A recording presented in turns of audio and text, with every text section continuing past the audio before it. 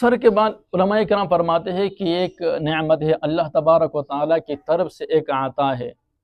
اور فقہاء کرام علماء کرام نے حدیث کی روشنی میں لکھا ہے کہ آخرت میں جنت میں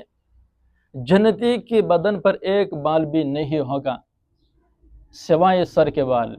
کیونکہ سر کے بال ایک خوبصورتی ہے، ایک تجمل ہے، خوبصورتی کی علامت ہے۔ اب نبی کریم صلی اللہ علیہ وسلم نے سر کے بالوں کے حوالے سے فرمائے من کان لہ شعر فلیکرمہ، جس کے بال ہو تو چاہے وہ اس کی حفاظت کرے، وہ رکھے، وہ بہتر اس کو بہتر بنائے۔ قتادہ رضی اللہ تعالیٰ عنہ فرماتے کہ نبی کریم صلی اللہ علیہ وسلم کے بڑے بال تھے، تو نبی کریم صلی اللہ علیہ وسلم ہر روز اس میں کنگھی فرماتے تھے، تو اس وجہ سے رسول اللہ صلی اللہ علیہ وسلم نے فرمایا من کان لہ شعر، جس کے بال ہو وہ اس کی حفاظت کرے۔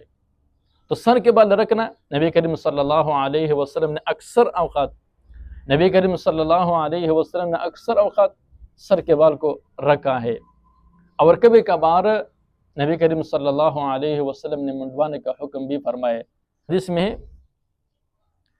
کہ حضرت نبی کریم صلی اللہ علیہ وسلم نے جعفر بن ابی طالب دونوں بیٹوں کے سر نبی کریم صلی اللہ علیہ وسلم نے خود منڈوائے۔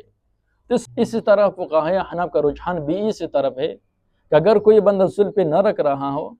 تو حلق کرنا یا منڈوانا یہ بہتر ہے۔ تحوی رحمۃ اللہ علیہ نے اس کو سنت قرار دیا ہے، اور اس کی نسبت حضرت امام ابو حنیفہ رحمۃ اللہ علیہ کی طرف کیا ہے۔ اس وجہ سے محدثین فرماتے ہیں کہ نبی کریم صلی اللہ علیہ وسلم عام طور پر زلفیں رکھتے تھے، اور اس کے مقدار کے حوالے سے علماء کرام نے فرمایا کہ کبھی وہ کانوں تک ہوتے تھے، کبھی وہ گردن تک ہوتے تھے، اور کبھی وہ کندھوں تک ہوتے تھے۔ محدثین نے ہر ایک کے لیے نام رکھا ہے،